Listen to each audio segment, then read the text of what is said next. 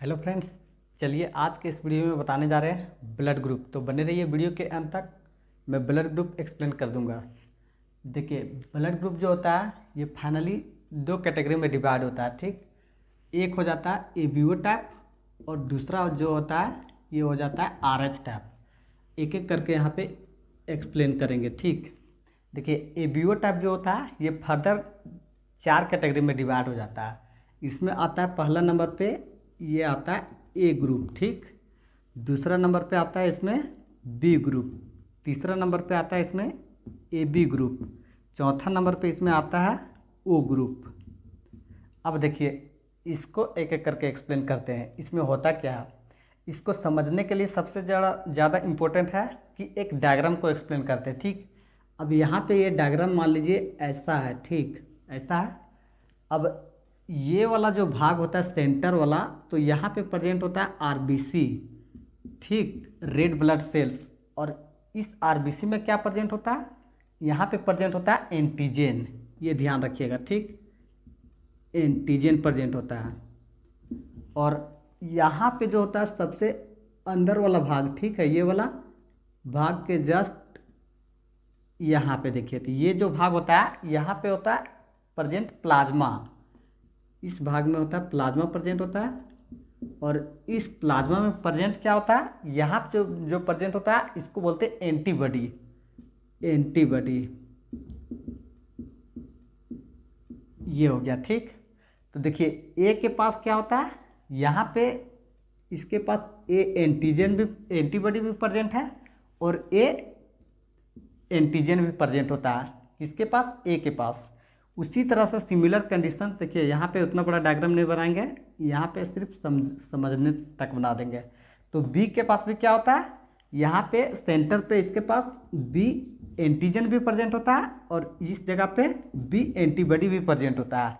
उसी तरह से बात करते ए बी के पास, लेकिन ए बी के पास ऐसा कहानी नहीं होता है। ए बी के पास देखिए क्या हो जाता है, ए बी के पास यहाँ पे जो होता है ये सिर्फ दोनों जो होता है इस सेंटर पे ए और बी। ठीक, ए और यहाँ पे बी दोनों के दोनों एंटीजन प्रेजेंट होता है, लेकिन यहाँ पे इसके पास कोई भी एंटीजन प्रेजेंट नहीं होता है। ना यहाँ पे ए एंटीजन सॉरी एंटीबॉडी यहाँ पे कोई भी प्रेजेंट नहीं होता है। ना ए एंटीबॉडी प्रेजेंट होता है और ना ही यहाँ पे बी एंटीबॉडी प्रेजेंट होता है। यानी कि ये वाला जो होता है इसका ये खाली रह जाता है। अब इसका खाली रह जाता है तो इस पर नुकसान और फायदा क्या होगा इसके विषय में बात करेंगे, लेकिन उससे पहले यहाँ पे टोटल बताना होता है इसमें। ठीक है, अब इसके बाद देखिए इसके पास ओ के पास, अब ओ के पास आता है तो इसके पास भी यही कहानी होता है। यहाँ पे ये होता है कि ओ के पास जो था ए और यहाँ पे बी, ये दोनों के दोनों एंटीबॉडी प्रेजेंट होता है, लेकिन यहाँ पे जो इसका सेंटर में होता है ये ए और बी दोनों के दोनों खाली होता है। यहाँ पे कोई भी एंटीजन प्रेजेंट नहीं होता है। अब देखिए एंटीबॉडी और एंटीजन में फ़र्क क्या होता है दोनों के काम में। देखिए एंटीबॉडी जो होता है ये काम क्या करता है, जैसे देखिए सिक्योरिटी के काम करता है। यानी कि अगर मान लीजिए कोई भारत देश में अगर अटैक करना चाहेगा, ठीक है, तो उस सेंटर पे आएगा दिल्ली में, उसको अटैक करने से पहले कहाँ पे अटैक करना पड़ेगा, वैसा स्टेट जो कि बॉर्डर क्रॉस करना होता है उसको। ठीक है, तो मान लीजिए कोई पाकिस्तान से अटैक करेगा तो कहाँ पे आना पड़ेगा उसको, सबसे पहले पंजाब से लड़ना पड़ेगा। अब पंजाब में अगर सिक्योरिटी उसका बहुत मजबूत हो जाएगा तो वो वहीं से हार के वापस चला जाएगा। तो वही काम कौन करता है, यहाँ पे ये एंटीबॉडी काम करता है। ठीक है, अब एंटीबॉडी जो होता है ये सिक्योरिटी के काम करता है। सिक्योरिटी के काम करता है, इसका मतलब ये स्ट्रोंग रहेगा तो ये आने किसी को नहीं देगा, और वीक रहेगा तभी इसमें आ सकता है। तो देखिए ओ ग्रुप जो होता है इसको बोलते हैं यूनिवर्सल डोनर। ये ध्यान रखिएगा। ठीक है, यहाँ पे स्पेस नहीं है ज़्यादा, लेकिन यूनिवर्सल डोनर ये इसलिए यूनिवर्सल डोनर कहलाता है क्योंकि देखिए यहाँ इसके पास ए और बी दोनों के दोनों एंटीबॉडी है। ठीक है, तो इसके पास लड़ने वाला कितना हो गया, दो सैनिक है। अब इसको अगर मान लीजिए बात करते हैं कि ओ ग्रुप को ब्लड देना रहेगा, ठीक है, तो इसके पास ये जाएगा देने के लिए, तो यहाँ पे देखेगा इसका सिक्योरिटी कितना है, मात्र इसके पास एक है, ए वाला। ठीक है, तो ए वाला एक साथ दोनों को लड़ाई करने भेज देगा और बी इसके पास आसानी से चला जाएगा। तो ये आसानी से किसको दे दिया, ए ग्रुप को दे दिया। उसी तरह से बी वाला के पास जाएगा तो बी वाला पास भी देखेगा यहाँ पे एक ही एंटीबॉडी है, तो इसको यहाँ पे देखेगा 2 है मेरे पास, तो इसको भी हरा करके ये इसमें आसानी से डोनेट कर देगा।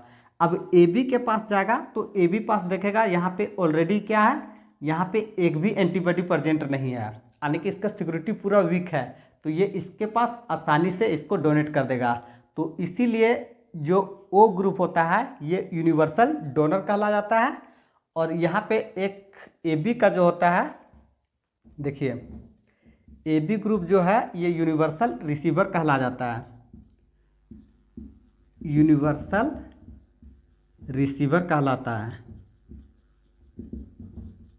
ठीक।